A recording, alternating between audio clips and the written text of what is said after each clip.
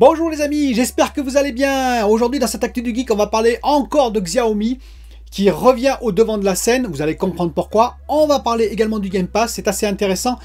Et vis-à-vis de Sony et de Nintendo, on va parler aussi de Numérama qui ont fait leur avis, qui ont donné leur avis sur Outriders. Et je vais dire ce que j'en pense et ce que je pense du jeu. Et on va finir par un sujet technique sur la découpe des wafers. Vous savez, on a des wafers, on a des puces, par exemple les CPU, les GPU, les APU de nos consoles. Et bien, comment elles sont mises en boîtier, comment elles sont découpées. A tout de suite.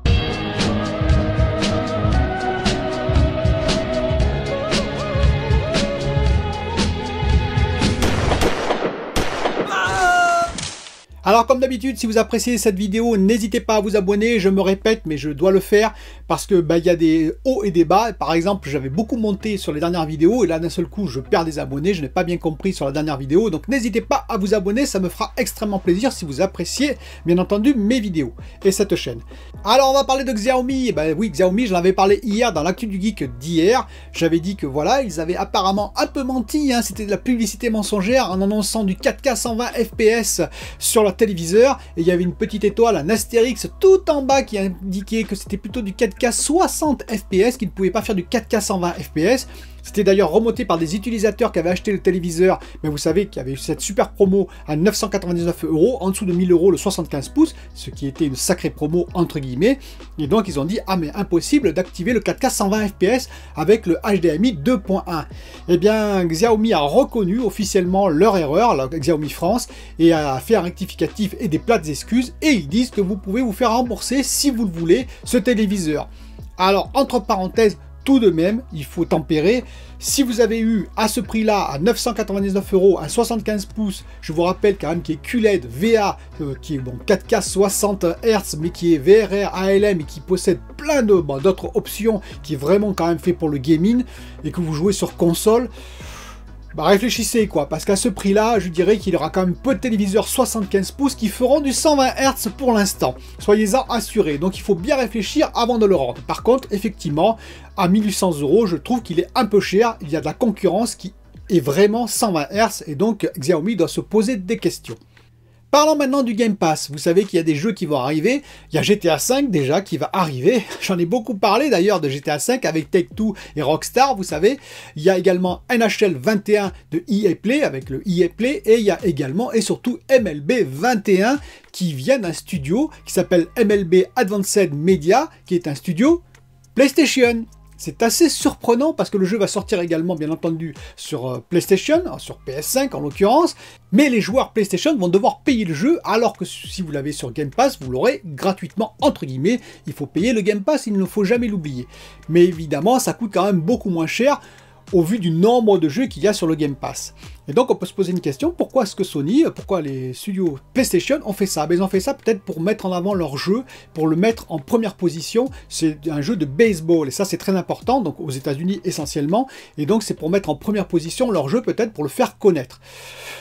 C'est une, je dirais, c'est une drôle de stratégie, j'ai du mal à comprendre honnêtement, mais voilà, ça a été fait, et donc c'est une très très bonne nouvelle pour le Game Pass. Alors, est-ce que ça veut dire, il y a plein d'abonnés qui me disent, oui, mais Sony, il faut qu'ils réagissent. Alors, GTA 5 arrive, par exemple, sur le Game Pass. Il y a Bethesda, bon, il y a tous les jeux Bethesda, il y a EA, il y a etc., etc.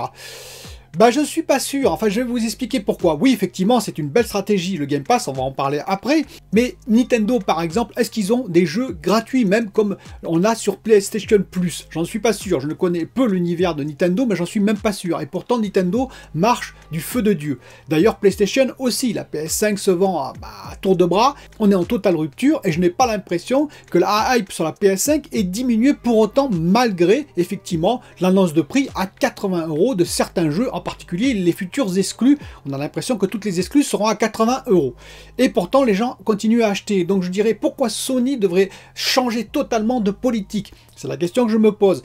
La politique, entre guillemets, des grandes entreprises vient tout simplement des consommateurs. Donc si les consommateurs restent fidèles à une marque, Nintendo en est la preuve vivante, eh bien pourquoi changer?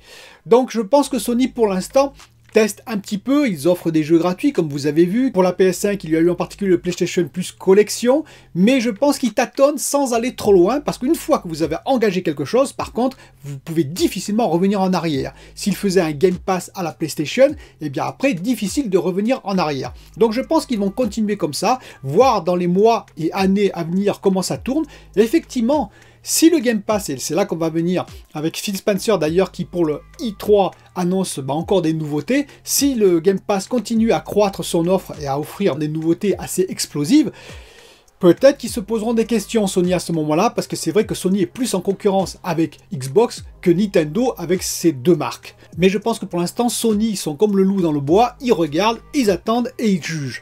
En l'occurrence, si le Game Pass est viable à long terme. Pour moi, il l'est. Je vous rappelle qu'en mai 2019, il y avait 9 millions de souscripteurs à l'offre Game Pass. En septembre 2020, il y avait 15 millions. Et en janvier de cette année, 2021, il y en avait plus de 18 millions. On est probablement aujourd'hui 20 millions à posséder le Game Pass. Ce qui veut dire que ça augmente assez vite. Et surtout, s'il y a des offres comme ça, il y aura de plus en plus de personnes qui vont quand même s'inscrire au Game Pass, parce qu'il faut reconnaître que c'est une très très belle offre. On peut dire le contraire. Quand on voit tout ce qu'il y a comme jeu pour 10 € par mois, je vous rappelle, 13 € si vous prenez l'Ultimate, bah écoutez, voilà, c'est difficilement contestable. Après, on peut ne pas apprécier les jeux sur le Game Pass, mais je pense que c'est une belle offre. Ça n'enlève rien aux deux autres marques, Nintendo et Sony, en particulier les exclus de Sony par exemple, mais aussi de Nintendo. Mais quand même, le Game Pass est une très belle offre. Reste à savoir si elle va être rentable pour Xbox à terme. C'est le pari qu'ils ont fait sur plusieurs années. On verra à combien ils vont être rentables. Est-ce que c'est à 30 millions, 50 millions, 100 millions de personnes qui auront souscrit à l'offre Game Pass? Mais on va suivre ces chiffres, mais je pense qu'ils vont être en constante augmentation si Phil Spencer et ses équipes continuent à proposer des nouveautés de ce style-là. Venons-en au test de Numérama sur Outriders qui a été assez sévère. Alors je suis un peu d'accord et en même temps un peu pas d'accord. Je vais m'expliquer. En fait, qu'est-ce qu'ils disent? Ils disent grosso modo qu'Outriders ne révolutionne en rien le genre, que grosso modo c'est assez répétitif et qu'au bout d'un moment on se lasse. C'est la question que je me pose. Oh, très honnêtement, je suis passé par 3 phases. La première, c'était bof. Rappelez-vous de ma vidéo, bof. Certains avaient été surpris d'ailleurs. Bah oui, mais quand on rentre dans ce jeu, graphiquement parlant, c'est quand même pas, voilà, c'est pas l'éclate, on va dire. Ça vous éclate pas les rétines. Et puis, les cinématiques, tout ça, ça fait quand même assez, entre guillemets, vieillot. Il y a eu la deuxième phase où j'ai été vraiment hypé parce que finalement, quand vous jouez au jeu, il y a une histoire, un background, il y a aussi, on va dire, vos pouvoirs sont intéressants, le loot est intéressant, il y a plein de loot possibles à faire, le monde, on évolue dans différents secteurs, ça a l'air pas si mal que ça, les combats sont très nerveux, très dynamiques, donc il y a quand même des qualités. Et maintenant, je suis dans une troisième phase. La troisième phase, c'est le questionnement. C'est-à-dire que effectivement, je prends plaisir à retourner dans ce jeu. J'ai envie d'y retourner. Donc ça, c'est un bon point. Mais je me pose la question, est-ce que c'est pas un peu trop dans la répétition? C'est la question que je me pose, c'est-à-dire qu'effectivement, les combats, c'est un peu toujours la même chose. On est caché, on avance, on est caché, on avance, sur des terrains de jeu, entre guillemets, un peu répétitifs aussi, donc à voir sur la durée. Je suis au niveau 16 actuellement, je m'amuse encore bien, je vous rassure. Bon, il y a des choses qui m'énervent, hein, je vous le répète, effectivement, on sent un peu l'ancienneté du jeu en termes de technique, c'est-à-dire qu'en termes de réalisation, c'est quand même assez ancien et c'est vraiment dommage. Il y a même des endroits où vous avez des trous, voilà, des grottes, vous pouvez pas rentrer, vous êtes bloqué devant. Il y a des endroits où il y a des escaliers, il y a juste une bûche devant, vous savez, même pas une grille, une bûche, ben vous pouvez pas passer la bûche, vous voyez l'escalier, vous pouvez pas passer, des toiles de tente qui flottent, vous pouvez pas rentrer. C'est quand même un peu dommage. Je vous dis, la technique pêche un peu sur ce jeu et c'est dommage. À voir donc sur la durée, je vous tiendrai au courant, mais je ne suis pas tout à fait d'accord avec Numérama et en même temps un petit peu quand même. Dites-moi ce que vous en pensez en commentaire. Nous allons finir sur une question d'un abonné qui a dit mais comment on fait pour passer d'un wafer à des puces, vous savez des puces qui sont assemblées dans des boîtiers, enfin qui sont mis dans des boîtiers. Eh bien on le fait par découpage bien entendu. Donc il y a des scribes, ce qu'on appelle les scribes, c'est-à-dire que entre chaque puce sur le wafer, il y a on va dire des pistes qui sont faites, des pistes qui vont permettre la découpe où il n'y a pas de process, où il n'y a pas de puces en particulier qui sont processées, sinon ce serait un peu dommage.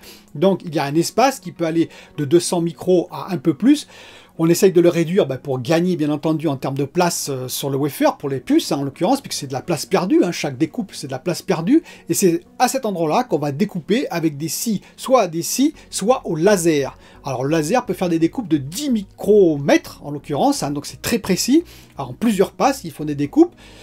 Et ça permet de découper les puces. Alors, avant de faire ça, on les met dans des socs spéciales pour qu'elles tiennent. Et dessous, il y a un autocollant. Et oui, un autocollant dessous, parce que si jamais on les découpe et qu'elles commencent à s'envoler de tous les côtés, les puces, ce serait un peu dommage. Donc elles sont collées sur un autocollant tout simplement.